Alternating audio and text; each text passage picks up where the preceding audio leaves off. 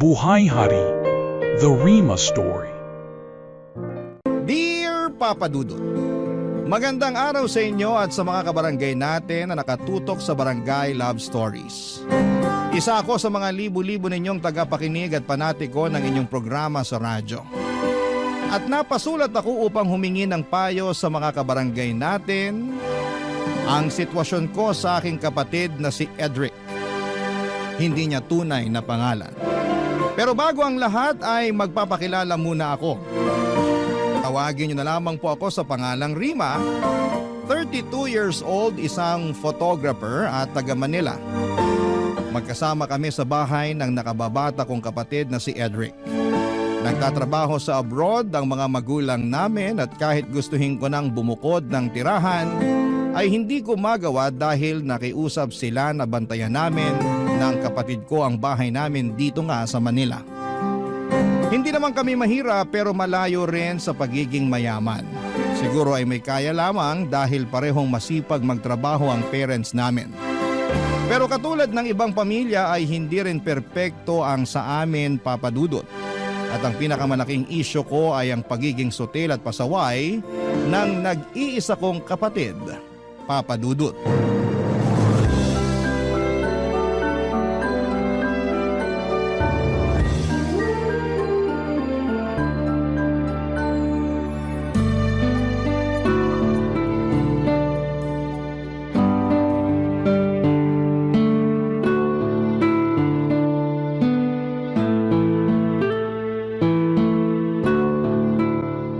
Kainis naman tong engot kong kakampi. Ay, takte! Bakit nawala ng connection? Ano nangyari? Nakuha mo pa magtanong? Di ba ba halata? Pinatay ko yung wifi. Anak ng tokneneng naman, Ate Rima. Bakit mo ginawa yun? Kita mo naglalaro ako. Oo nga, nakikita ko. Pero naiirita ako sa'yo eh.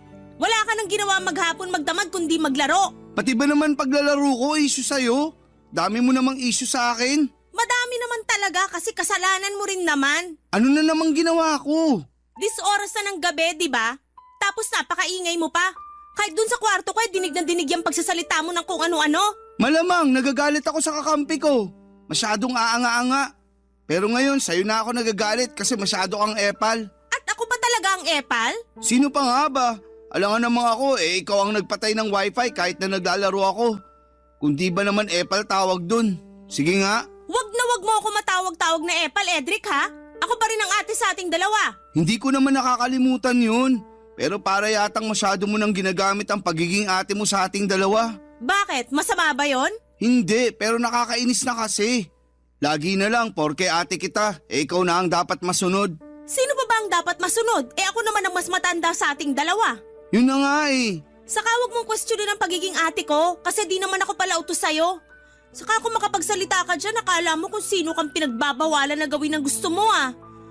Ang hinihingi ko lang naman konting konsiderasyon, lalo na't gusto ko sana magpahinga.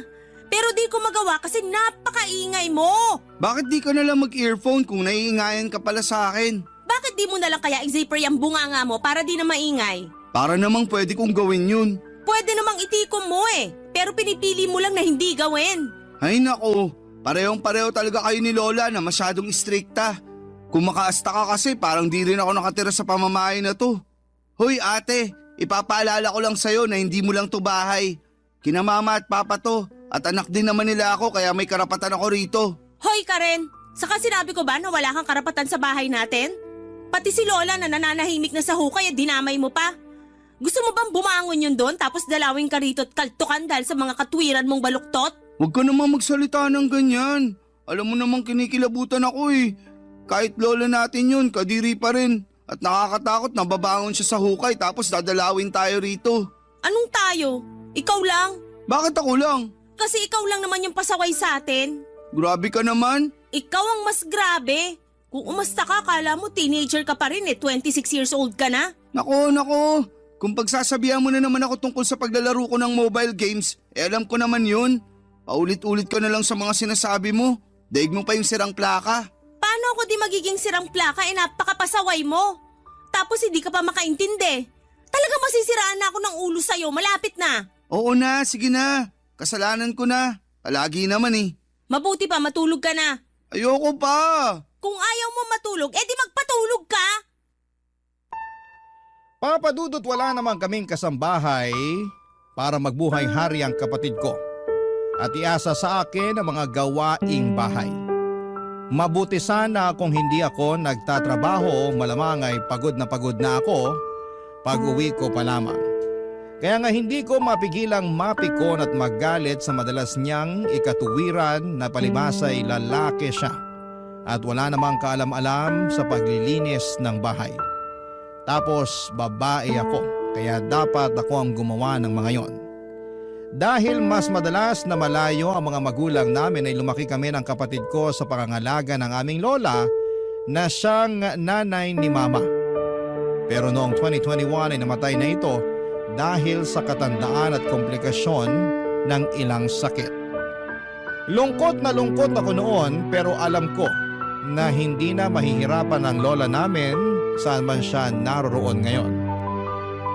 Kaya lang ay naging mas mahirap sa akin na pasunurin at sawayin si Edric dahil pakiramdam niya ay pwede na niyang gawin ang lahat ng gusto niya dahil wala na si lola na madalas ay sumasaway sa kanya noon. Spoiled din kasi ang kapatid kong ngayon na palaging kinakampihan ni na mama at papa. At kahit na sa edad niyang 26 years old ay parang bata pa rin siyang umasta. Isang araw ay merong sinabi sa akin si Edric dahilan para magulat ako ng husto. Papa Dudut.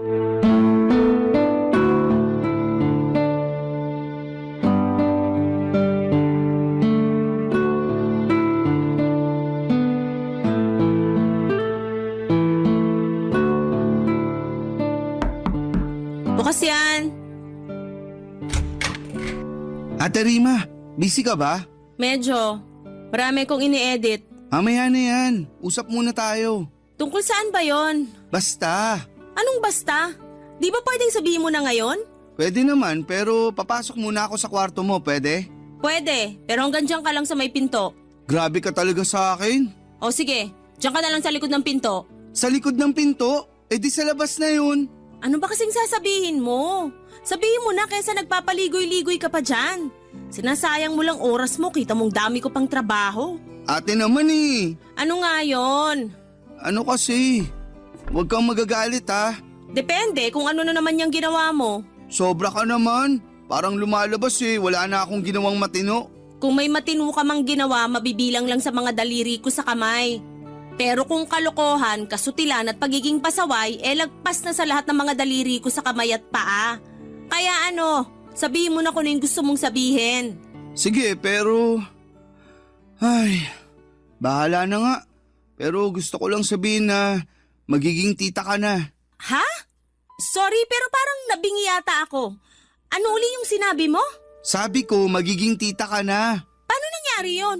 Kasi magkakaanak na ako. Ha? Uulitin ko na naman ba yung sinabi ko? Hindi, pero seryoso ba yan? Magkakaanak ka na? Oo. Pero wala ka namang girlfriend ah. Akala mo lang wala, pero meron. At hindi mo man lang pinakilala sa amin nila mama at papa. Eh, bago pa lang naman kami. Gaano ka bago? 1 buwan. Tapos nabuntis mo na agad? Siyempre, magaling tong kapatid mo. Binida mo pa talaga yan eh, sigurado ka na ba dyan sa pinasok mo? Hindi naman sa pag-aano, no? Pero hindi biro-biro ang pagkakaroon ng anak. Alam ko naman yun.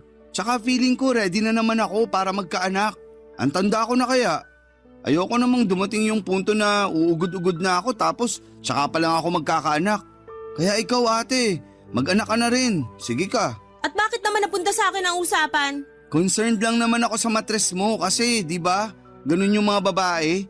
Habang tumatanda nahihirapan na magkaanak. Salamat sa concern mo sa matres ko pero ayos lang naman ako. Hindi ko pa gusto magkaanak kasi alam ko wala pa akong may papakain sa magiging baby ko. Grabe ka naman. May trabaho ka naman ah. Oo nga, pero di pa sapat ipon ko. Siyempre tutulungan ka ng magiging asawa mo nun. Pwede ba? Wag na nga natin pag-usapan ng tungkol sa akin. Yung tungkol sa'yo ang pag-usapan natin dito kasi nakakaloka lang na wala kang ang trabaho tapos nakuha mo pang mag-anak? Alam ko nasa tamang edad ka na pero sana alam mo yung responsibilidad na pinasok mo para sa magiging anak nyo. Siyempre, alam ko naman yun. Tsaka nandyan naman sina mama at papa eh.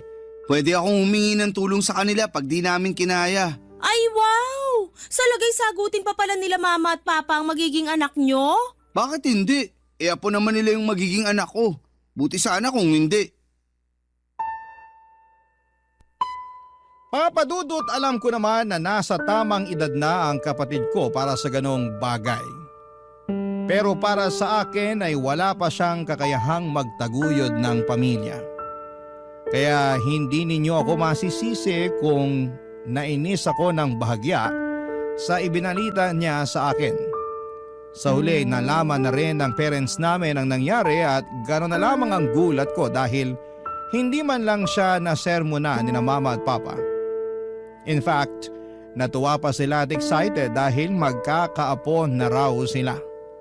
Sa kabilang banda ay napaisip ako kung ako lang ba talaga ang kontrabida sa pamilya namin dahil hindi ko kayang suportahan ang kaligayahan ng kapatid ko. Pero naisip ko rin naman na hindi ko siya hinahadlangan. Para saan hindi ba? Ang akin lang ay gusto ko siyang mag-mature at mas maging responsable. Lalo na at magkakaanak na siya. Dapat ay matuto na siyang tumayo sa sarili niyang mga paa at hindi na palaging palaasa, Papa Dudut.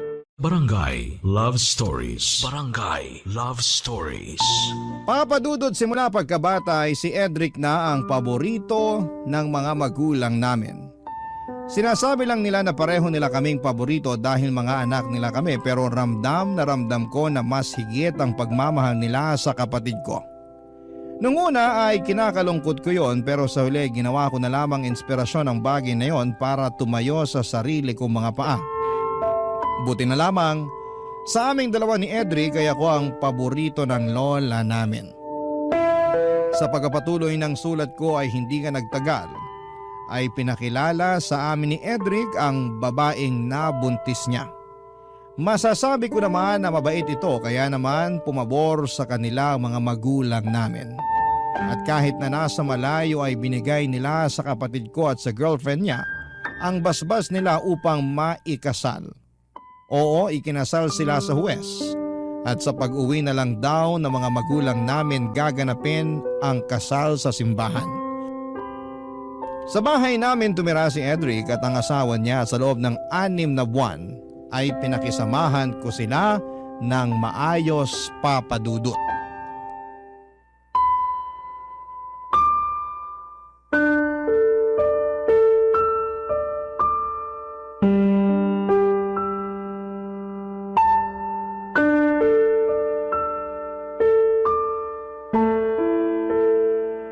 Ay, takte naman! Bopols, wagas! Imbis na pa ganito, pa ganon. Edric, kailan mo planong hugasan yung mga pinggan dun sa lababo? Mamaya na! Kanina ka pa mamaya ng mamaya eh. Ikaw nga, kanina ka pa utos ng utos dyan. Aba, bakit naman nagagalit ka dyan? Kasi masyado kang utosera. Sabi-sabi ka pa nun na di ka pala utos. Pero pati paghuhugas ng pinggan sa akin mo pa inaasa. Kita mong busy ako oh. Naglalaro ako, di ba? Ay, takte! Wala na. Talo na kami nag-dial sa'yo. At bakit ako sinisisi mo? Sino pa ba sisisihin ko? Yung asawa ko wala naman dito kasi nasa trabaho. Buti pa yung asawa mo kahit buntis ang sipag-sipag magtrabaho. Tapos ikaw na naturingang lalaki nga pero nandito lang sa bahay at naglalaro lang ng mobile games. Paghuhugas na nga lang ng pinggan gagawin mo at paminsan-minsan pagawalis pero hindi mo pa rin ginagawa. Maawa ka naman sa akin. Galing pa akong trabaho at pagod na pagod ako pero sa lagay mukhang ako pa yata maghuhugas sa mga pinagkainan mo dun sa lababo. Nanggigitata na yun saka naninigas na yung tirang kanin. Di mo man lang binabaran ng tubig. Dami mo namang ebas eh. Kung ayaw mong hugasan, edi wag. Huwag ka na magsalita dyan. Kairita lang at karindi sa tenga. Dinamay mo pa yung asawa ko.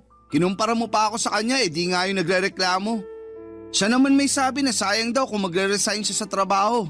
Lalo't pinaghirapan niya yung posisyon niya ngayon. Kaya pinagbigyan ko. Oh, ikaw, anong plano mo sa buhay? Hihilata ka na lang dito sa bahay at maglalaro ng mobile games hanggang mga anak-asawa mo? Bakit ka ba kasi nakikialam sa amin? Hindi naman sa nakikialam ako. Pero curious lang ako at concerned para sa pamilya nyo.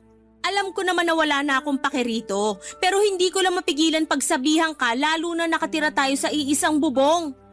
Para sa akin responsibilidad ko yon kasi ate mo pa rin ako. May katapusan din pagiging ate mo sa akin, lalo na may asawa na ako. Wow ha? Tingin mo ba gusto ko na pinagsasabihan ka pa rin? Siyempre ayoko na kasi nakakasawa na rin. Lalo na parang wala ka namang naiintindihan sa mga sinasabi ko. Kaya lang kung hindi ako, sino magsasabi sa'yo? Pasalamat ka nga may pakialam pa ako sa'yo at sa pamilya mo.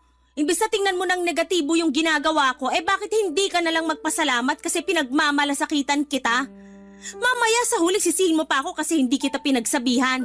Tapos ako pa sasabihin mong maraming sinasabi? Totoo naman eh. Marami ka naman talagang sinasabi na hindi na dapat sabihin. Hindi ka lang marunong makinig. Lagi mong minamasama lahat ng pangaral namin sa'yo ni Lola.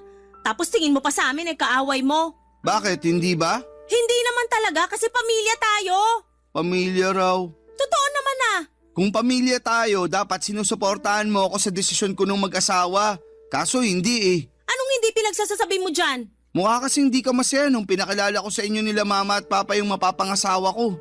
Nakasimangot ka pa nga nun. Parang pinagsakluban ng langit at lupa ang itsura mo. Kay Rita. Hoy, bago mo ako akusahan ng ganyan, sana binalikan mo muna lahat ng maayos sa pakikisama na ginawa ko sa inyo ng asawa mo nung tumira siya rito.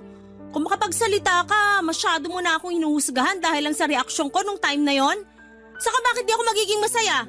Ewan ko. Siguro naiinggit ka sa akin kasi naunahan kitang maikasal. Hindi ako inggit sa'yo, no? Ayoko na lang magsalita. Buti pa maghugas ka na ng pinggan dyan. Kainis naman eh. Ayoko nga maghugas ng pinggan. Papadudot masasabi kong mabait ang napangasawa ni Edric. Masipag din ito sa bahay. Pag walang trabaho kaya naging close nga kami. Pero nasa kapatid ko talaga ang problema dahil akala ko ay magbabago na siya lalo na at magkakaanak na rin sila. Kaya lang ay parang lalong lumala ang katamaran niya, bagay na hindi ko na kayang palampasin. Kaya naman napagsabihan ko na siya. Bale, ang asawa niya kasi ang nagtatrabaho sa kanila at ang kapatid ko ay nasa bahay lang. Kaya lang noong kalagitnaan ng 7 buwan ng tiyan ng asawa ng kapatid ko ay nag-early labor siya. Kaya naman na-confine siya noon sa ospital. Nanatili siya doon ng halos 1 buwan bago nag-decide ang mga doktor na isesaryan na siya. Ako ang nag-asikaso ng mga papeles ng asawa ng kapatid ko mula pagka-ospital hanggang makalabas sila ng baby niya dahil hindi naman maaasahan si Edric. Kahit nakakapagod ay masaya naman ako. Lalo noong ligtas na silang nakauwi na sa bahay namin.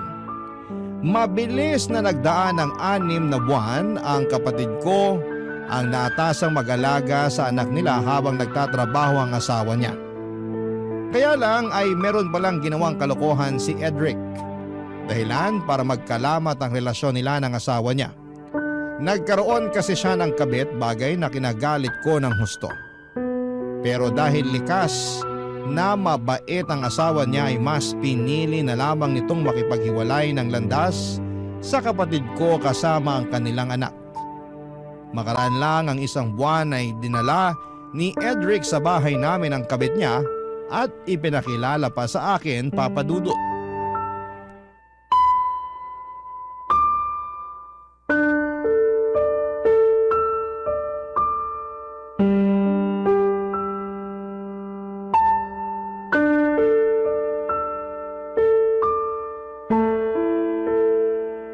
Ate Rima, siya nga pala si Abilene, girlfriend ko. Hi, Ate Rima! Girlfriend? Kahihiwalay mo lang sa asawa mo, di ba? Huwag mong sabihin na siya yung dahilan kaya nasira kayo ng asawa mo. Oo, pero wala na ba akong karapatang lumigaya ulit? Oo nga naman po. Huwag naman po kayong ganyan sa kapatid niyo. Hindi ikaw ang kausap ko, kaya huwag ka sumabad dyan. Sobra naman kayo sa akin. Bakit ba ang init ng ulo mo kay Abilene? Wala naman siyang ginagawa sa'yo, ate. Totoo pala ang kwento mo tungkol sa ate mo, babe. Masyado pala siyang masungit. No wonder hanggang ngayon wala pa rin siyang asawa. Ayun na nga, babe. Takot yata ang mga lalaki sa kanya. Hoy, hoy, hoy! Mawalang galang na ha? Pero kung pag-usapan niyo ako parang wala ako sa harapan niyo ah. Saka sandali nga lang, anong sinasabi mong kinuwento mo ako dyan sa babaeng yan? Magkukwento ka na nga lang, di mo pa talaga inayos, Cedric? Wala akong maisip na maayos na ikwento tungkol sa'yo kaya ayun na lang sinabi ko. Kung makapagsalita ka, akala mo kung sino kang perpekto? Mas malala pa nga sa akin yung ugali mo. Kung tungkol na naman sa katamaran ko at pagiging pasaway yan, wala ka nang magagawa doon. Sina papa at mama nga, sumuko na lang kasasaway sa akin. Manawa ka naman ate. Sawa na ako para sa kaalaman mo. Excuse me lang pero wag niyo naman akong itchapwera. Sa lagay, parang saling ket-ket lang ako sa usapan niyo. Wag naman ganun. Ano ba kasing sasabihin mo? Wala naman, pero gusto ko lang maramdaman na welcome ako sa bahay niyo. Bakit ko naman gagawin yun? Kabit ka lang naman ng kapatid ko. Hoy, Ate sobra ka naman. naman magsalita. Oh, bakit? Totoo naman sinabi ko, di ba? Kahit kabit ako, may damdamin pa rin akong marunong masaktan. Wow! Kung sabihin ko mas masakit pa rin yung ginawa mo sa asawa ng kapatid ko kaysa dyan sa nararamdaman mo, no? Para yan lang, dinadaing mo na? Hindi ko naman siguro kasalanan kung mas binahal ako ng kapatid niyo kaysa sa dati niyang asawa. Sa bagay, ako na to eh. Diba babe, ako na to eh. Oo, babe ko. Ay, nako, napaka-ilusyonada. Tama na nga ang pagsasalita mo ng ganyan sa girlfriend ko. Kung di mo kayang tanggapin si Abeline, sana respetuhin mo na lang siya. Marunong ako rumispeto sa taong karespe-respeto. Naku, talaga naman. Napaka-kontrabida mo talaga sa buhay ko kahit kailan. Ako pa ang kontrabida, nakakabwisit mga desisyon mo sa buhay. Tapos walang hiya ka rin sa part na sinama mo pa talaga rito sa pamamahay natin yung kabit mo para ipakilala sa akin. Saka umuhugot ng tapang, ha? Inborn na sa akin yun. Pati kapal ng mukha, inborn na rin sa'yo eh. Pareho kayo ng babaeng yan, oh. Oh, bakit naman ako nadamay bigla? Di ba ayaw mo nang ne-etchupwera? Ayan, dinamay na kita para wala ka nang masabi dyan. Grabe ka na talaga sa akin, Ate Rima. Huwag mo nga ako maate-ate dyan. Ilang taong ka na ba? 32 na ako. 30 pa lang ako para sa kaalaman mo. Talaga? Pero mas mukha kang 40 sa paningin ko. Tapos ako tingin sa akin ni Baby 22. Diba babe ko? Oo, babe ko. Sabi sa'yo eh. Papadudot, sobra ang galit ko sa aking kapatid dahil sa kakapalan ng mukha niya nang sinama niya sa bahay at pinakilala sa akin ang kabit niya. Hindi ko alam kung saan sila kumukuha ng kahihiyan para gawin ang bagay na yon, pero nakakabilib talaga sila. Gustong gusto kong balatan ng buhay si Edric ng mga panahong yon, pero pinigilan ko na lamang ang aking sarili. Sa uli wala na rin akong magawa lalo at sinabi ng parents ko na hayaan na lang daw si Edric at ang bago niyang karelasyon na tumira sa bahay namin. Yung asawa naman daw niya ang umalis kasama ang bata kaya wala na raw silang magagawa doon. Sa totoo lang ay sobrang dismayado ako sa mga magulang namin dahil lumalabas na kinukonsente na naman nila ang katarantaduhan nito. Grabe, papadudot ang ginagawa ng kapatid ko at para sa kanila ay wala lang. Barangay Love Stories. Barangay Love Stories. Papadudot, tulad ng bilin ng parents namin ay pinakisamahan ko ang kabit ni Edric sa pamamahay namin kahit na sa totoo lang ay surang-sura ako sa pagmumukha niya. Para sa akin ay hindi siya ang dapat nakatira sa bahay namin kundi ang totoong asawa at anak ng kapatid ko. Alam ko na hindi ko na kontrolado ang mga nangyayari pero patuloy ko pa rin sinisisi ang kapatid ko dahil hinayaan niyang masira ang pamilya nila. Dahil walang trabaho si Abeline ay si Edric ang nagtatrabaho. Aaminin kong nagulat ako kasi kaya naman pala ng kapatid ko na magmanat ng buto at hindi lang umasa sa padala ng mga magulang namin. Nakakapanghinayang lang na sana'y noon pa niya yon naisip. Dahil nasa trabaho si Edric, ay si Abeline ang madalas maiwan sa bahay namin at kung wala naman ako sa studio ay sa kwarto ko ginagawa ang aking trabaho. Kaya naman hindi talaga maiwasan na mag-cruise ang aming landas ng kabit ng kapatid ko.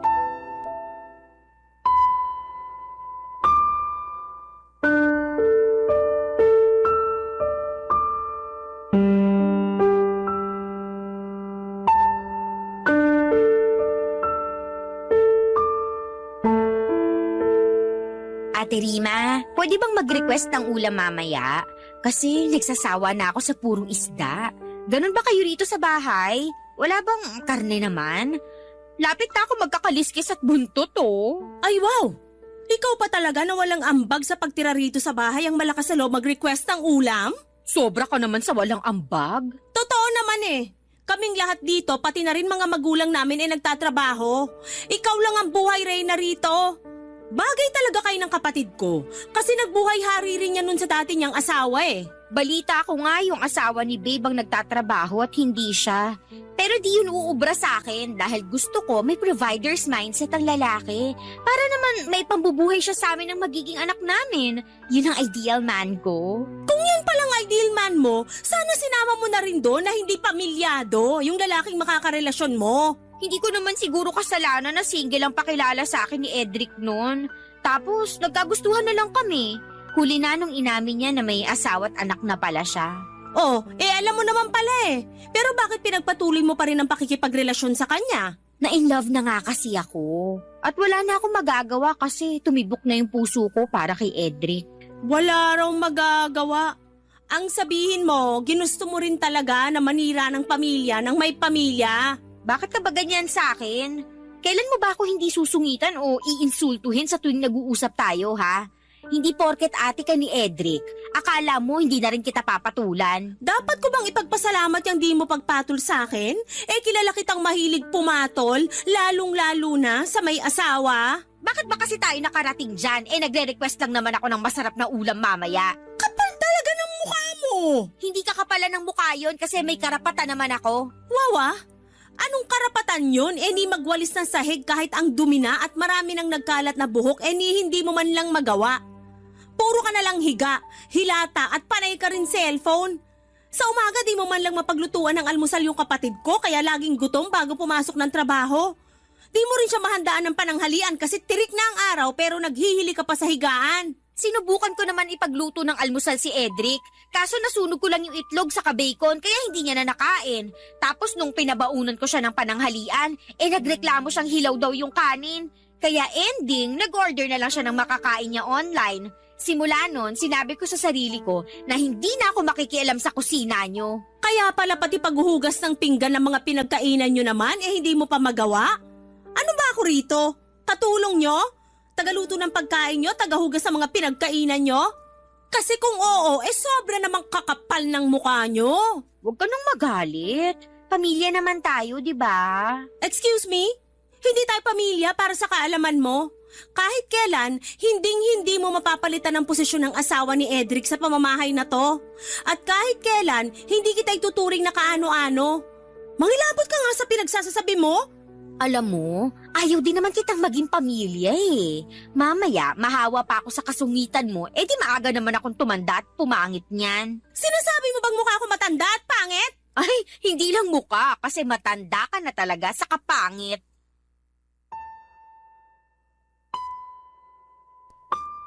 Papadudot wala akong masabi sa kakapalan ng mukha ni Abeline. Biglang bumalik ang lahat ng galit ko sa kanya dahil sa pagsira niya sa pamilya ng aking kapatid. Gusto ko sana siyang sabunutan ng mga panahong yon. Pero nagpigil pa rin ako dahil ayokong ibaba ang aking sarili na kapantay niya. Alam ko na maling magtanim ng galit sa isang tao pero hindi ninyo ako masisisi kung bakit ko nararamdaman yon ng mga panahong yon. Habang tumatagal ay nagiging masikip na ang pamamahay namin para sa aming tatlo, nina Edric at Abeline. At kahit na nagsabi na ako noon sa mga magulang namin na gusto ko nang bumukod, ay hindi nila ako pinayagan. Ayaw din naman daw kasi nila na maiwan lagi sa bahay ang kinakasama ng kapatid ko, lalo at nagtatrabaho ito. Wala akong nagawa sa pakiusap ng parents namin kundi ang sundin sila.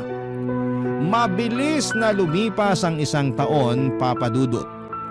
Pinakisamahan ko ng maayos ang kinakasama ng kapatid ko pero hindi pa rin talaga mapigilan ang pagbabanggaan namin ni Abeline kahit na anong lawak ng pangunawa ko sa kanya, papadudot.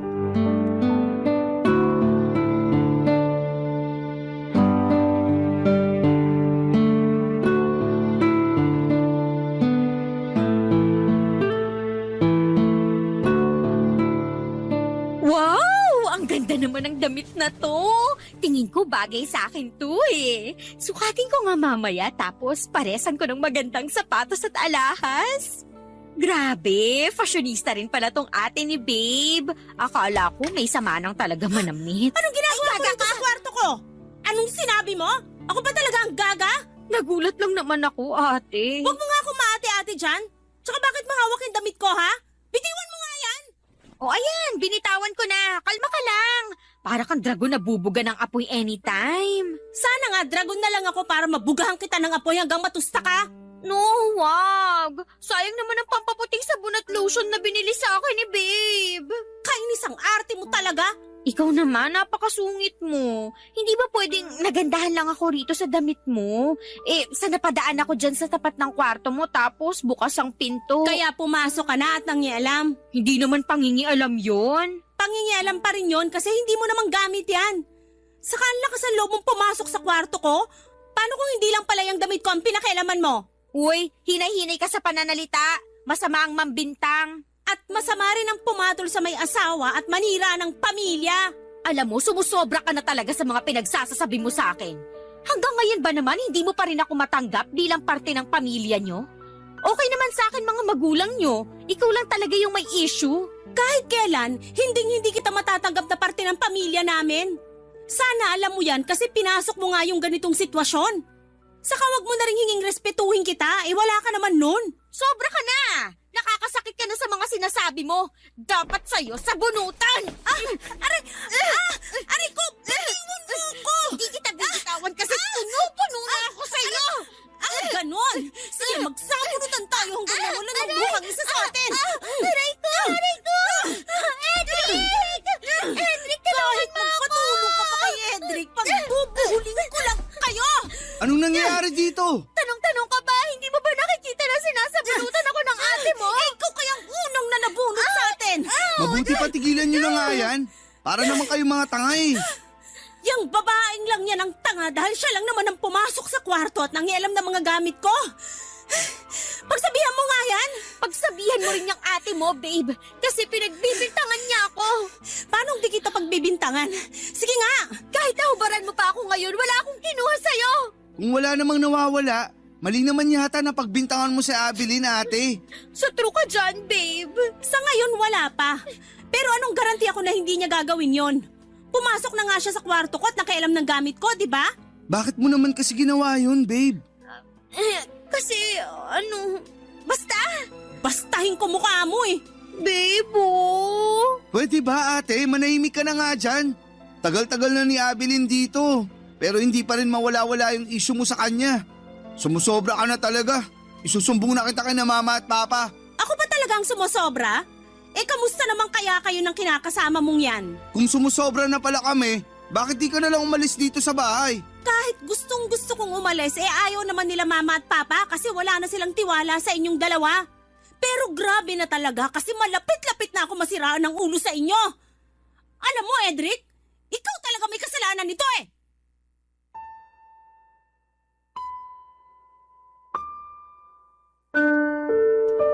Papadudod sobrang sama ng loob ko sa kapatid ko at sa kinakasama niya ng mga panahong yon.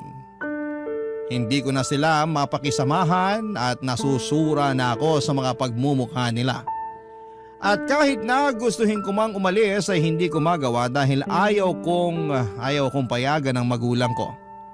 Sinubukan ko naman na tanggapin si Abilene sa pamilya namin pero hindi ko talaga kaya. At hindi ko na alam kung ano ang gagawin ko. Sana ay mapayuhan ako ng mga kabarangay natin kung ano nga ba ang dapat kong gawin. Pero tingin ko naman ay alam ko na.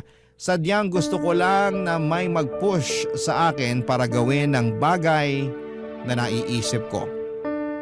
Sa kasalukuyan ay buntis na ang kinakasama ni Edric at mas naramdaman kong lalong lumiit ang bahay namin para sa aming tatlo. Tingin ko ay hindi rin naman talaga alis ang kapatid ko kasama ang kabit niya sa pamamahay namin kaya gusto ko ulit kausapin ang mga magulang namin na payagan na akong bumukod.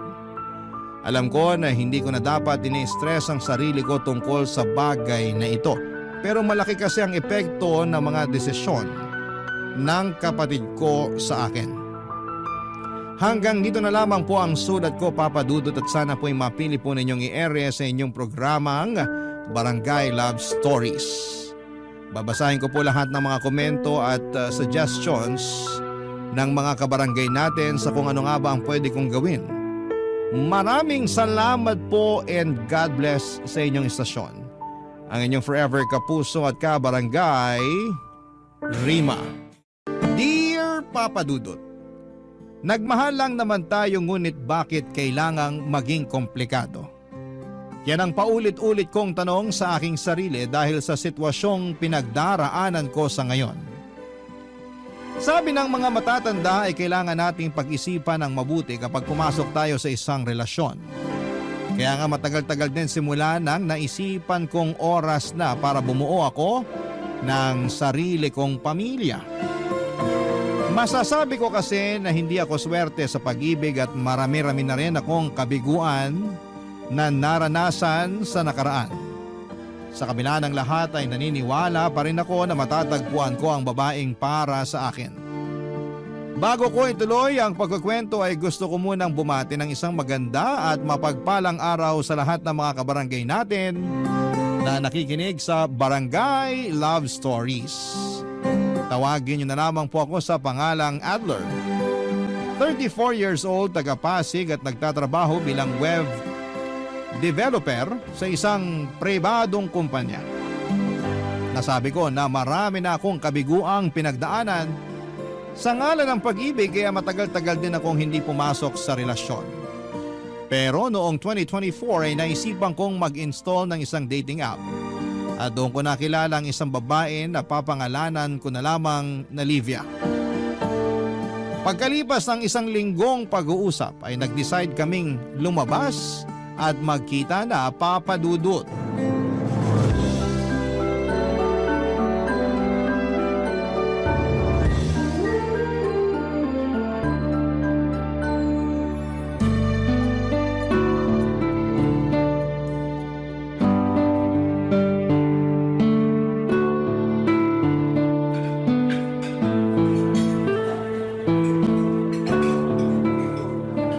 Ganda naman dito. Cozy ng ambience. Masarap and affordable din ang food. Malakas ang aircon at hindi crowded. In fairness, ang galing mong humanap ng date spot. Thank you, pero nag-search talaga ako online ng pwedeng puntahan dito sa Pasig. Thanks ulit kasi pumayag ka makipagkita sa akin. Nako, walang anuman. Thank you rin kasi ang effort mo. Napabilib mo ko. Nahiya tuloy ako. Huwag ka na mahiya. Ako lang naman to. Kung ganon, isa ka palang teacher? Tatanungin ko pa lang sana kung paano mo nalaman eh. Nakalimutan ko naka-uniform pala ako. Galing din kasi ako sa school. Kaya nga mas na-appreciate ko na pumayag ka makipagkita sa akin. Kahit na masyadong busy ang schedule mo. Bakit naman hindi? Maayos ka namang kausap. Saka gusto ko rin naman lumabas-labas gawa ng malapit na akong masiraan ng ulo sa pagtuturo. Kahit pala mahal mong isang bagay, dumarating pa rin yung punto na mapapagod ka. Burnout yata ang tawag doon, basta? Oo, totoo rin naman yan. Kaya thank you kasi niyaya mo kung makipagkita sa'yo. Walang anuman. Alam mo, naging masaya talaga ako nitong mga nakaraang araw na kausap ka. Bukod kasi sa may sense ka, mature ka rin. Bagay na hanap ko sa isang lalaki. Dami ko na rin kasing nakausap sa dating app na yon, pero puro isip bata. Tapos literal na mas bata pa sa akin, ayoko naman mag-alaga ng ganun. Buti sana kung anak ko sila, hindi naman. Sarili ko ang anak, hindi ko naaalagaan. May anak ka? Meron, at yun nga yung gusto kong sabihin sa'yo pag nagkita na tayo. May anak na akong lalaki. Bale, 14 years old na siya pero hindi nakatira sa akin kasi iniwan ko siya sa nanay ko nun sa probinsya. Maaga kasi ako nabuntis pero may pangarap pa ako makapagtapos ng pag-aaral. Kaya mula sa probinsya namin, naglakas loob ako lumuwas sa Manila nung nangailangan ng mananahi ang tiyahin ko sa patahian niya. Ura-urada yun pagkapanganak ko.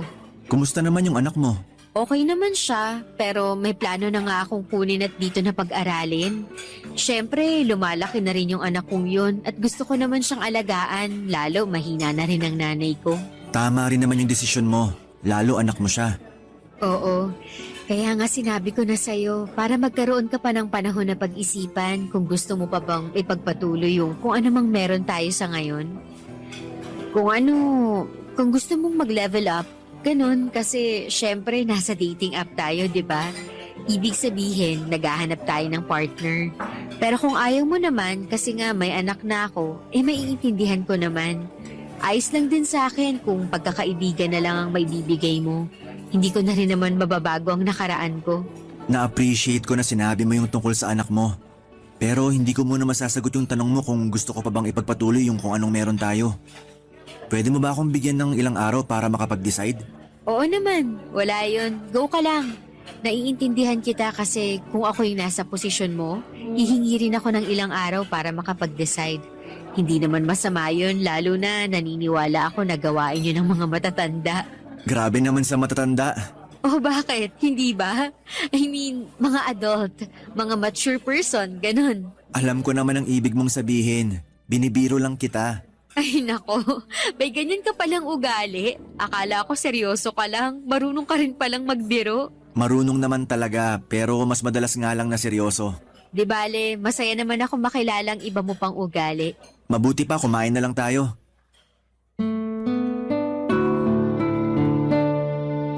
Papadudot, aaminin ko na nagulat ako sa ipinagtapat sa akin ni Livia at bagyang hindi nakaimik kaagad.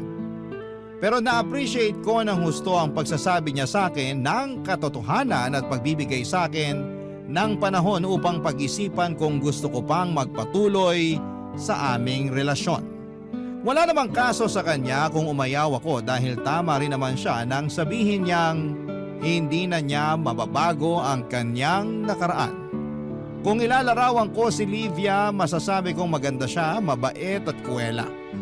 Ang dami niyang kwento, halos hindi nga maubusan kaya na-enjoy ko ng husto ang pagkikita naming yon. At kahit na nakakapanibago dahil noon lang ulit ako may kinitang tao, ay pakiramdam ko ay matagal na kaming magkakilala ni Livia. Siya kasi yung tipo na hindi ka maiilang kasama. Kumbaga'y komportable lang dahil marunong siyang makibagay at magaling magdala ng usapan.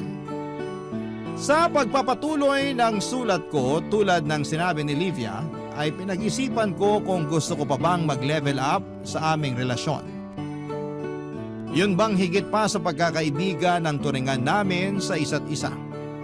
Makalipas ang 2 linggo ay nakapag-decide ako na handa naman akong tanggapin ang anak niya at ituring na parang sa akin, lalo na at nahulog na rin ako ng gusto kay Livia.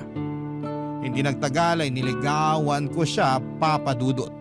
Naging kami at niyaya ko na sila ng anak niyang tumira sa bahay ko.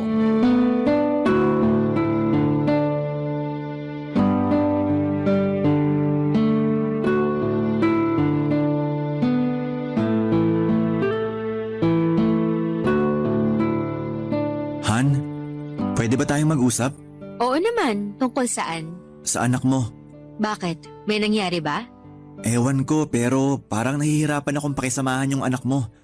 Meron kasi siyang ugali na hindi ko maintindihan. Tsaka ginagawa ko naman lahat para mapalapit kami sa isa't isa. Kasi nga parang tunay na anak na rin ang trato ko sa kanya. Kaso siya yung mukhang ayaw eh. Hindi naman siguro sa ganun. Yun kasi yung nararamdaman ko. Buti sana kung ngayon lang nangyari to. Matagal na rin. Matagal na? Oo, Gaano na katagal? simula nung lumipat kayo rito. Akala ko ba okay naman lahat? Di ba tinanong ko pa nga sa'yo kung kumusta tayo? Yung setup natin, tapos sabi mo maayos naman. Akala ko totoong maayos kaso may issue ka pala sa anak ko. Hindi naman siguro issue ang tawag doon. Nagsasabi lang naman ako ng nararamdaman ko. Sige nga, ano bang ginawa sa'yo ng anak ko para maramdaman mo yan? Sinusupladahan niya ako. Hindi pinapansin. Di rin kinakausap.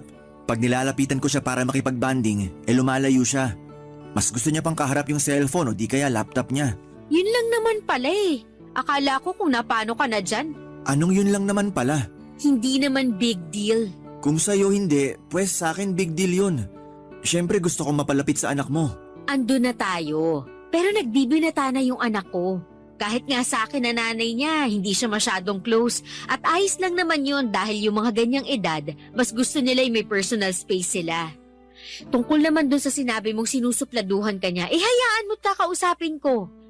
Mali naman na gawin niya yun sa'yo. Ako nang bahala dun, wag mo nang masyadong isipin. Thanks, Han. Oh, bakit parang malungkot ka pa rin? Wala lang. Meron yan eh, sabihin mo na. Wala nga sabi. Wala ka pa dyan, kilala kaya kita. Siguro iniisip mo pa rin yung issue mo sa anak ko, no? Bakit ba kasi issue ang tawag mo? Hindi ba? O sige, kung ayaw mo ng issue, di concern. O ano, masaya ka na? Han naman eh. Bakit ka ba nahiinis dyan? Ikaw kasi, masyado mong pinalalaki yung pagsusuplado at di pagpansin sa'yo ng anak ko. Tapos malulungkot ka dyan. Anong gusto mo? Tawagin ko anak ko para mag-sorry sa'yo, ganun ba? Hindi mo kailangan gawin yan. Naisip ko lang naman para gumaan-gaan yung pakiramdam mo. Kalalaki mong tao, masyado kang maramdamin. Pambihira naman. Pag kaming mga lalaki nagsasabi ng nararamdaman namin, masyadong madamdamin. Pero pag kayong mga babae ayos lang, akala ko ba lahat ng pakiramdam valid? Oo nga, pero ewan ko sa'yo. Nag-expect ako na importante yung sasabihin mo kasi busy ako sa ginagawa ko ritong pagtutupi ng mga nilabhan. Tapos yan lang naman pala. Hindi naman siguro kita naistorbo sa ginagawa mo para mainis ka ng ganyan sa akin. Anong hindi? Siyempre, invested ako sa sasabihin mo kasi akala ko may kung ano nang mabigat na problema dyan. Tapos yan lang naman pala. Hindi ito yan lang pala na klase ng problema. O edi inamin mo na rin na malaki talaga ang issue mo sa anak ko. Kunwari ka pa eh. Ikaw yata yung may issue sa akin sa tono ng pananalita mo eh. Ha? Siyempre wala. Bakit naman ako magkakaroon ng issue sa'yo? Sige nga. Ewan ko. Buti pa wag na muna tayong mag-usap. Baka mauwi lang to sa away. Lalo di tayo magkaintindihan. Mabuti pa nga. Gulo mo kasing kausap. Doon ka na muna sa sala habang tinutupi ko pa mga damit natin sa kwarto. Ayoko nang umaaligid-aligid ka rito. Papadudot maayos naman ang naging unang buwan ni Livia at ng anak niya sa bahay ko. Masayang masaya kami dahil para na kaming isang buong pamilya. At kahit na nakakapanibago dahil matagal-tagal din akong naging mag-isa, ay masasabi kong kontento ang puso ko. Kaya lang may mga pagkakataon na hindi ko maiwasang ma-frustrate lalo na at hindi ko makuha ang loob ng kanyang anak. Hindi ako magaling makisama sa mga bata dahil hindi nga close sa akin ang mga pamangkin ko. Pero hindi naman ako masamang tao at hindi rin ako isnabero. Kaso'y sobrang sutil at suplado ng anak ni Livia at kulang na lang ay sukuan ko. Kaya nga hindi ko na napigilang magsabi ng nararamdaman ko sa aking kinakasama. Sa kabilang banda ay naisip kong tama rin naman siya, Papadudot. Bakit nga ba hindi ko pa ginagawa ang lahat ng pwede kong gawin para mapakisamahan ang kanyang anak, Papadudot? Barangay Love Stories. Barangay Love Stories. Papadudot, dahil mahal ko si Livia, ay sinubukan ko ring mahalin ang anak niya. Kaya naman ginawa ko ang makakaya ko upang magpakamagulang sa batang hindi naman ang galing sa akin. Noong mga panahong yon, bago kami nagsama sa isang bubong ng girlfriend ko, ay nagtatrabaho siya bilang teacher sa isang pampublikong paaralan. Pero nag-decide siya na mag-resign upang matutukan ang pag-aalaga sa kanyang anak. Simula nang kunin niya ito sa magulang niya. Gusto raw kasi niyang bumawi sa mga panahong hindi niya ito nakasamang lumaki. Bagay na hindi ko naman tinutulan dahil kaya ko naman silang buhaying mag-ina. Kaya nga nagpakaasawa at tatay ako sa maliit naming pamilya ni Livia at masaya naman ako sa sitwasyon naming yon. Pero nakarinig ako ng mga komento mula sa aking malalapit na kaibigan nung binanggit ko ang tungkol sa setup namin ni Livia. Karamihan sa kanila ay napapatanong kung bakit ako pumayag. Pero wala naman akong naisip na dahilan bakit hindi. Sa kabilang banda ay hindi ko pinayagan na makaapekto sa akin ang mga sinabi nila. Dahil buhay ko naman ito at nasa tamang edad na ako upang mag-decide para sa amin ng kinakasama ko.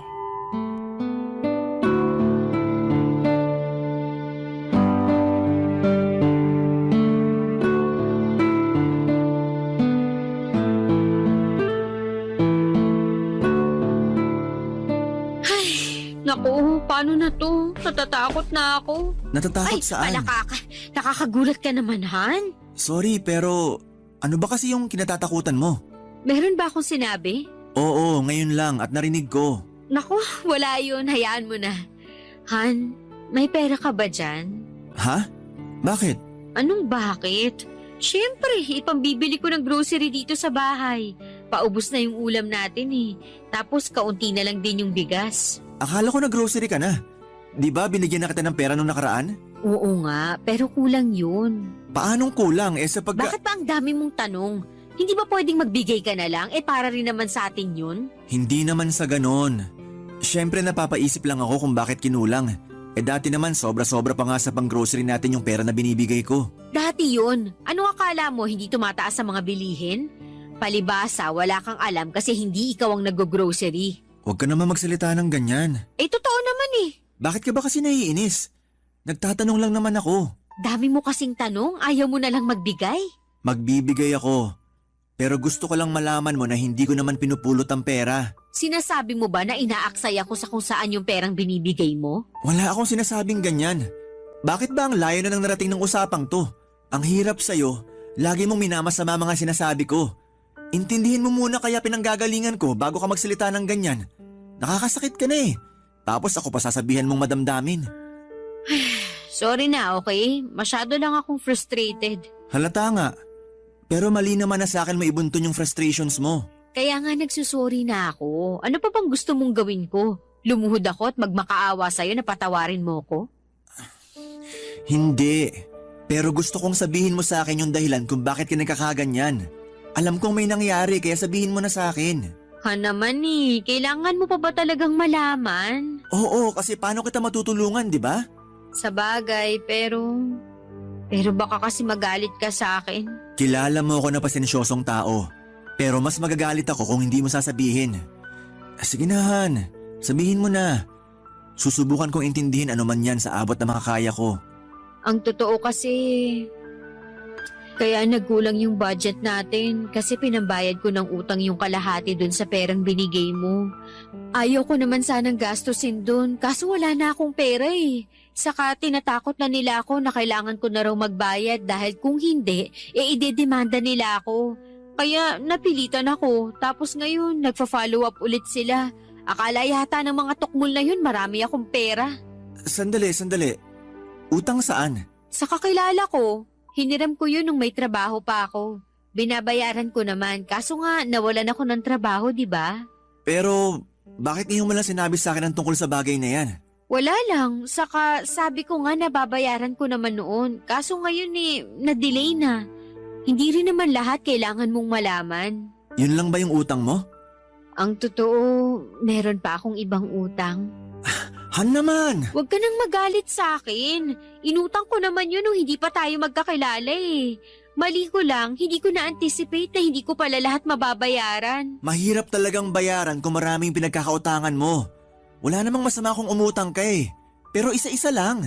Akala ko ba hindi ka magagalit sa akin? Hindi naman ako galit pero... Hindi nga galit pero hinuhusgahan mo naman ako. Ay nako, lahat na lang talaga may sinasabi ka. Ewan ko sa'yo, Han.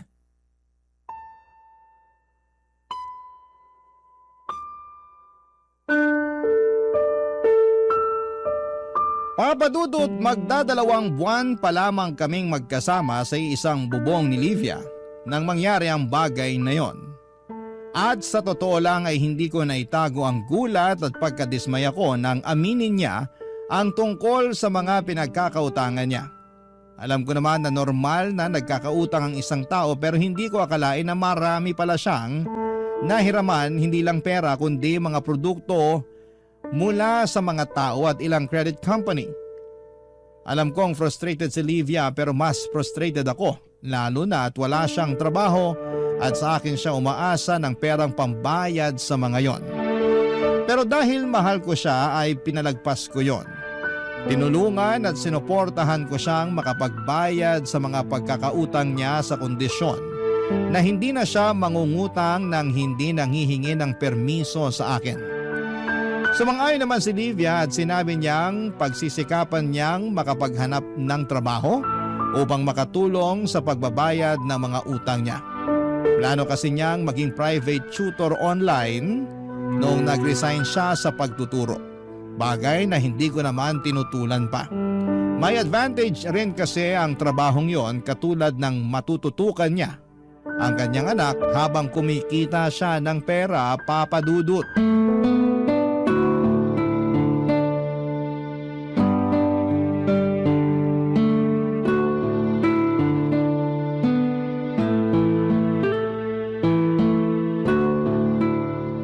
Han, nakakaingit naman yung kaibigan ko sa Facebook. Bakit? Kasi nakapagbakasyon sila ng pamilya niya doon sa Maldives. Grabe, ang ganda-ganda pala doon, no? Base sa mga picture at video na nakita ko at napanood ko tungkol sa Maldives, oo, maganda nga doon. Sana balang araw makapagbakasyon din tayo doon. Nako, siguradong mahal ang biyahe papunta doon. Hindi naman masamang mangarap eh. Saka pangarap ko talaga makapag-beach. Marami namang magagandang beach resort dito sa atin. Meron tayong Boracay. Ayoko doon. Masyado nang nilaspag ng mga tao, artista, foreigner o influencer. Kahit hindi pa ako nakakapunta sa Boracay, nagsasawa na akong panoorin yun sa social media. Saka gusto ko yung bonggang-bonggang beach na hindi pa napupuntahan ng iba kong friends sa Facebook. Kung gusto mo talagang pumunta sa Maldives, baka abutin pa tayo ng ilang taon sa pag-iipon. Di ba may credit card ka naman? Bakit kaya hindi mo muna utangin yung pera na gagastusin natin papunta doon? Hindi haabot ang credit limit ko. Tsaka sinasabi ko sa'yo na masyadong mahal ang gagastusin natin. Kung gusto mo talagang mag-beach, dito na lang sa Pilipinas. Ano ba yan? Kuripot mo naman? Ako pa talaga ang kuripot? Nakikipagtawaran lang naman ako sa'yo. Sinabi ko bang hindi tayo magbi-beach kung talagang gusto mo? Sa imposible talaga yung gusto mo na mag-Maldives tayo. Di mo ba yun naiintindihan? Naiintindihan naman, lalo ikaw lang ang may trabaho sa ating dalawa tapos may mga utang pa akong binabayaran mo rin. Ayan naman pala Tapos gusto mo pa ako mangutang para lang pambakasyon natin. Parang hindi naman yata wais yun, Han. Malulubog tayo niyan Ay, sorry na. Masyado lang yata ako nainggit sa kaibigan ko kasi buti pa siya nakapag-enjoy at naipasyal ng asawa niya sa magandang lugar katulad ng Maldives. Huwag mo naman sana akong ikumpara sa asawa niya. Hindi ko naman pinupulot ang pera na ginagastos natin. Hindi naman kinukumpara at hindi ko rin sinasabi na pinupulot mo ang pera. Masyado kang malisyoso Sinabi ko lang naman yung nararamdaman ko. Alam ko, pero sana naisip mo rin kung ano na lang ang mararamdaman ko. Pambihirang buhay naman to. Kailangan pa pala kita munang isipin bago ako magsabi. Baka sa susunod, kimkimin ko na lang tong nararamdaman ko tapos madepress ako. Bakit naman kailangan umabot sa ganun? Totoong senaryo lang naman tong pinag-uusapan natin. Ewan ko kung bakit umabot sa ganun. Siguro kasi masyado ka lang praktikal na wala sa lugar. Ako pa ang wala sa lugar? Sino kaya ang hindi pinag-iisipang mabuti ang mga utang niya? Ako ba yung pinariringgan mo? Sino pa ba? May ibang tao pa ba rito bukod sa ating dalawa? Ewan ko sa'yo, nakakainis ka. Nakakainis ka rin. Kasi ngayon ko lang nalaman na masyado ka ring maluho. Tapos daig mo pa yung batang nagtatantrums kapag di na pagbigyan ng gusto mo. Hayaan mo, pag ako nakapagtrabaho, pag-iipunan ko talaga yung pang Maldives ko. Tapos hindi kita isasama. Maiwan ka rito at mag-inggit ka sa mga magagandang picture na isasend ko sa'yo sa messenger. Okay lang naman sa akin na maiwan dito. Dahil di ako mahilig mag-beach. Oo nga pala, introvert ka nga kasi. May masama ba sa pagiging introvert? Wala. Pero kung ako sa'yo, labas-labas din para makisalamuha sa ibang tao. Sige ka, baka magulat ka na lang year 2030 na tapos akala mo 2024 pa lang. Ewan ko sa'yo, Han. Hindi na kita naiintindihan. Buti pa, maliligo na muna ako para mahimasmasan. Ang gulo mo kausap. Hindi nagtagal ay nakapag-tutor na si Livia at nagsimula na siyang kumita ng pera. Pero ako pa rin ang nagbabayad ng bills namin at sumasagot sa grocery. At kahit wala siyang ambag ay hindi ko na yon question dahil marami rin siyang binabayarang utang. Pero hindi pa rin maiwasan na magkaroon siya ng lapses sa pagbabayad lalo at napupunta sa pagbili ng kung ano-anong material na bagay na madalas ay hindi naman niya kailangan. Ang perang kinikita niya ay nauubos lang. Sa huli ay sa akin pa rin bumabagsak ang lahat ng bayarin. Habang tumatagal ay pakiramdam ko ay pabigat ng pabigat ang pagdadala ko ng buhay kasama si Livia at ang kanyang anak. Bukod kasi sa kanya ay sobrang hindi ko talaga mapakisamahan ng batang yon. Palasagot, hindi makausap ng matino kasi puro kasarkastikuhan ang alam at hindi rin marunong gumalang sa mga nakakatanda sa kanya. Ewan, Papa Dudut, pero umabot na ako sa punto na parang ayoko na silang uwiang mag-ina sa sarili kong pamamahay. Barangay Love Stories. Barangay Love Stories. Papa Dudut, malapit ko na tuloy isipin na tama ang mga kaibigan ko nang sabihin nila sa akin na hindi magandang ideya na minadali ko ang pakikisama sa babaeng may anak. Ibang usapan na raw kasi kapag may batang involved tapos ay hindi ko pa kasundo. Parang mabigat kasama sa bahay, which is totoo naman. Bukod doon ay umasa ako na pagsasabihan ni Livia ang anak niya katulad ng sinabi niya sa akin noon, pero hindi naman niya ginawa yon.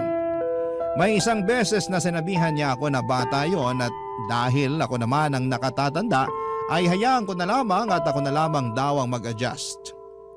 Doon ko nga na-realize na hindi pala biro ang pagkakaroon ng anak, lalo na kung hindi mo kasundo at mapasunod.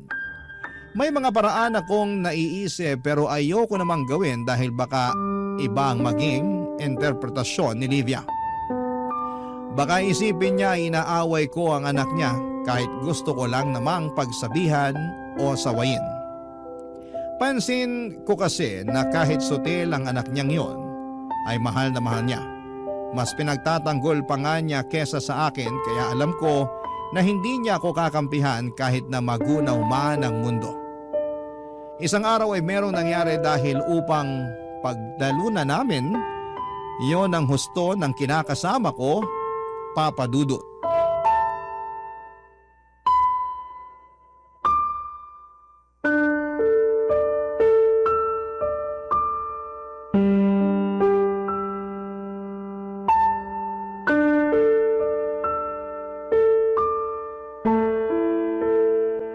Ang babaw naman ng mga magulang na yun. Akala mo inano ng anak ko yung mga anak nila. Nananakot pa na ipapabarangay kami kung hindi ako mangangako na pagsasabihan ko ang anak ko. Kaloka? Hindi naman din kasi tama yung ginawa ng anak mo sa mga anak nila, Han. Ha? Anong hindi tama? Hindi tama na mambuli ng kapwa mo estudyante. Maling-mali yun. Kaya tama lang na pagsabihan mo ang anak mo para matuto at di na niya gawin ulit. Bakit ganyan ka magsalita? Lumalabas na kinakampihan mo pa yung ibang tao kaysa sa amin ng anak ko Hindi naman yata patas yun, Adler. Hindi naman sa ganun yun. Ganun na rin yun. Ayan ka na naman eh. Minamasama mo na naman sinasabi ko. Paano hindi ko mamasamain sobra ka magsalita sa anak ko? Sa lagay, pinalalabas mo pati na rin ng mga magulang ng mga batang nakaaway ng anak ko na daig niya pa yung kriminal sa ginawa niya. Bakit? Pumatay ba siya ng tao? Nagnakaw ba siya? Nanggulang ba siya? Hindi naman, di ba? Pero nambuli siya. At alam mo dapat bilang teacher na masama ang pambubuli. Paano na lang kung anak mong ginanon? Sa tingin mo matutuwa ka? Syempre hindi. O, sa'yo na mismo nang galing na hindi rin pala. Oo, pero hindi ko na paaabutin sa principal yung issue. Sa lagay, hahayaan mo lang yung anak mo na binubuli? Pambihira. Ano mang klaseng pag-iisip yan? Basta, galit ako sa'yo kasi imbis na kami ng anak ko ang kampihan mo, ibang tao pa talaga pinagtatanggol mo. Hindi ko naman sila pinagtatanggol. Pero mali nga kasi ang ginawa ng anak mo. O di mali na kung mali. Wala namang pinapanganak na perpekto Kahit ikaw hindi ka naman perpekto. Di ko naman sinabi na perpekto ako. Pero at least alam ko ang tama at mali. At mali naman bully ng kapwa mo. Kaya dapat pagsabihan mo yung anak mo, Han. Sinasabi mo ba na nagkukulang ako sa anak ko bilang nanay? Hindi, pero... Hindi ka nang hindi yan yung tinutumbok ng usapang to. Bakit kasi di mo muna intindihin yung mga sinasabi ko bago ka magalit dyan? Ang hirap mo kausap, masyadong sarado yung pag-iisip mo. Magulang ka pero kinukonsinti mo yung mali. Sa bagay, hinahayaan mo nga lang na basusin ako ng anak mo sa sarili kong pamamahay, di ba? Paano na kaya yung ibang tao? Ano na naman ba yung mga sinasabi mo? Yung totoo lang naman. Pwede ba? Huwag mo nga isali ang sarili mo rito. Hindi ko lang mapigilan kasi nakikita ko na yung realidad. Kung hindi ako kayang respetuhin ng anak mo rito sa loob ng bahay ko, paano niya re-respetuhin ng ibang tao sa labas? Sa tingin mo ba mabuti na kalakihan niya yon? Baka pag tumagal-tagal pa na ganyan ang ugali niya baka maging sakit mo na siya sa ulo. Ginagawa ko naman lahat na makakaya ko para mapagsabihan yung anak ko. Huwag mo naman agad siyang husgahan na magiging sakit ng ulo paglaki niya. Hindi ko siya hinuhusgahan, pero sinasabi ko lang sa'yo yung pwedeng mangyari. Huwag mo kasi masyadong konsintihin ng anak mo, lalo mali na yung ginagawa niya. Bilang magulang, dapat pangaralan mo siya at turuang rumespeto sa kanyang kapwa. Responsibilidad mo rin yun sa anak mo. At hindi lang yung pagtatrabaho para mapakain siya at maibili ng pangangailangan niyang tungkulin mo bilang kanyang magulang. Sana naman maintindihan mo yung bagay na yon. At huwag mo masamain ang pagsasabi ko. Dahil nagmamalasakit lang ako.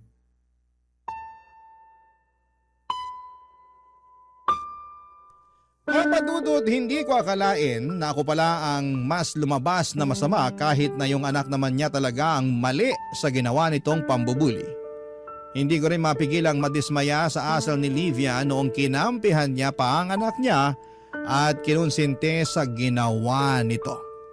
Ilang araw din kaming hindi nagpansinan ng kinakasama ko pero nagkabatire naman kami, Papa Dudut. Katulad ng dati, pinagpasensyahan ko sila at pinalagpas ang mga nangyari. Kaya lang pakiramdam ko sa araw-araw na lang na nagdaraan ay nababawasan na ang pagmamahal ko kay Livia. Paulit-ulit kasi akong nadidismaya sa mga desisyon niya sa buhay. Sa ugali niya at sa pakikitungo niya sa akin. Isama niyo pa yung anak niya na kay bata-bata pa pero napaka-barumbado na. Isang beses nagsuggest ako na ipa-counseling niya ang kanyang anak pero na-offend si Livia. At sinabihan ako ng pagalit na hindi raw baliw ang anak niya para gawin ang mga bagay na yon. Nasabi ko na lang tuloy sa sarili ko na suko na ako at gusto ko na lamang kumawala sa aming relasyon. Papa Dudut.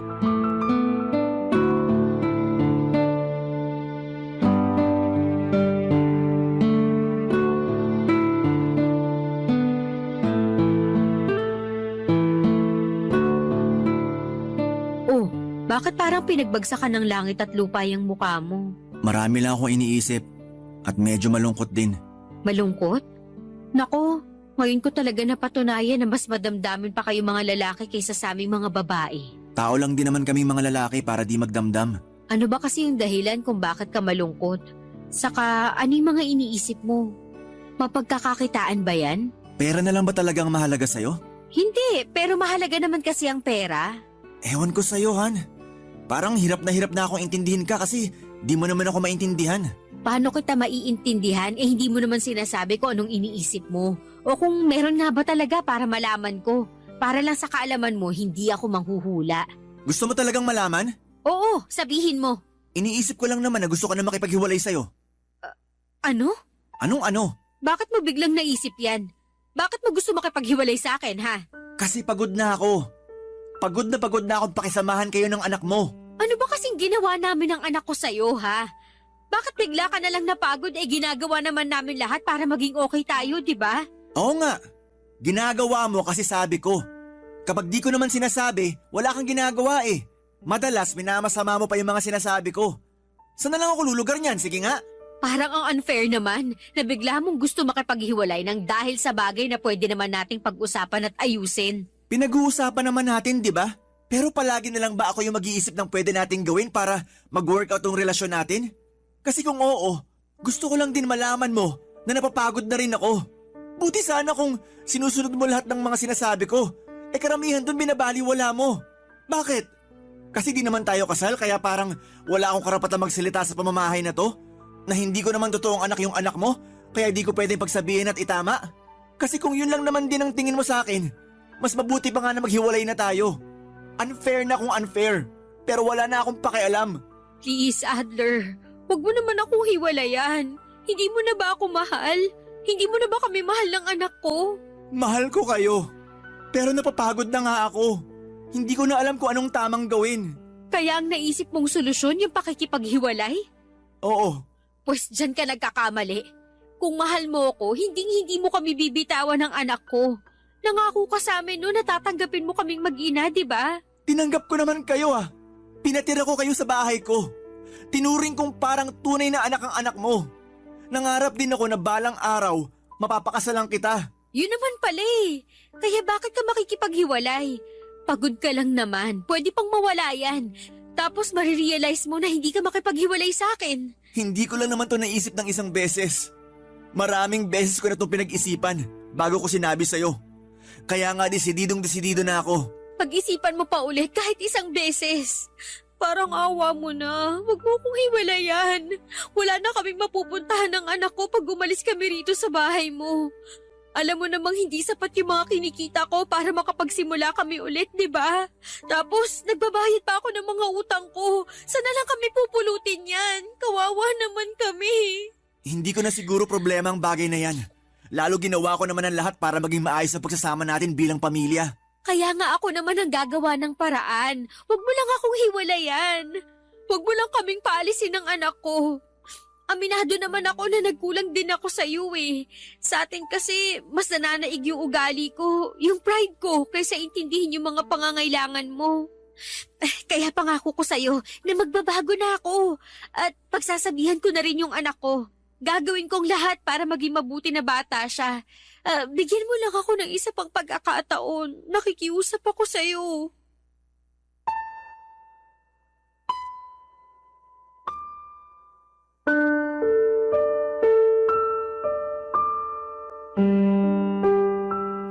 Papa Dudut, totoo naman na mahal ko pa rin si Livia. Kaya hindi ako nakipaghiwalay sa kanya noong araw na yon. Pinagbigyan ko siya dahil naisip ko na baka masyado lang akong emosyonal.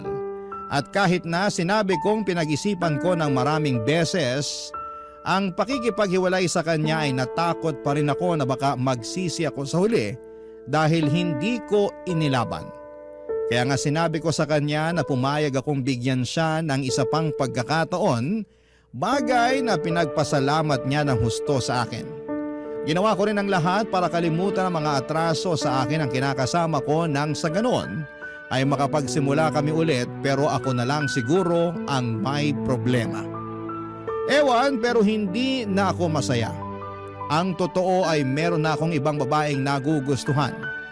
Single siya at walang sabit kaya nga tuluyan nang naubos ang natitira kong pagmamahal kay Livia. Gustong gusto ko nang makipaghiwalay sa kanya pero naaawa ko sa pwedeng mangyari sa kanila ng anak niya sakaling umalis sila sa poder ko. Pero alam ko na hindi ko naman sila responsibilidad. Alam ko na medyo magulo at komplikado ang pinasok ko kaya sana'y mapayuhan ako ng mga kabarangay natin kung ano nga ba ang dapat kong gawin. Hanggang dito na lamang po ang sulat ko. Maraming salamat po Papa Dudut sakaling mapili po ninyong basahin sa radyo and more power and God bless sa Barangay Love Stories. Ang inyong forever kapuso at kabarangay, Adler.